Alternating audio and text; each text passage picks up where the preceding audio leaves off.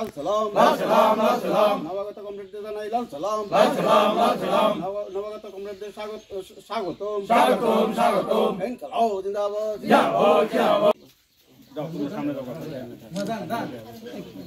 Comrade সবাই মিলে আওয়াজ তোলো ইনকলাব জিন্দাবাদ জিন্দাবাদ জিন্দাবাদ ইনকলাব সাত পরিবারের টোটাল ভোটার কত জন? 24 জন ভোটার, 25 জন ভোটার।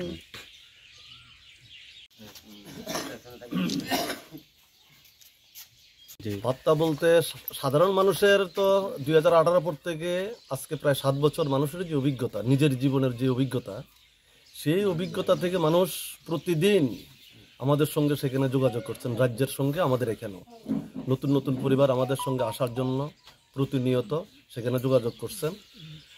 এবং তাদের যে এই জনবিরোধী যে সমস্ত কাজ, তারা নির্বাচনে যে সমস্ত প্রতিশ্রুতি মানুষের সামনে রেখেছেন, সেগুলি অ্যাকচুয়ালি হলো ভুয়া। এবং সেগুলি আজকে রাস্তা, সেখানে স্কুল, সেই থেকে শুরু করে মানে গত যে বন্যা, মানুষের যে সাহায্য সহায়তা সেখানে করার কথা, নানা দিক থেকে মানুষ সেখানে ক্ষুব্ধ বিক্ষুব্ধ, এবং মানুষ সেখানে মান সম্মান ইজ্জত সেখানে পাচ্ছেন না।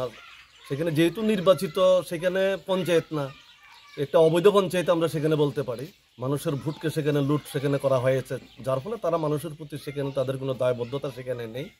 যার ফলে আমাদের এই এলাকাতেও নতুন নতুন লোকের সেখানে সমাবেশ সেখানে ঘটছে, রাজ্যের সঙ্গে আমাদের এই এলাকাতেও।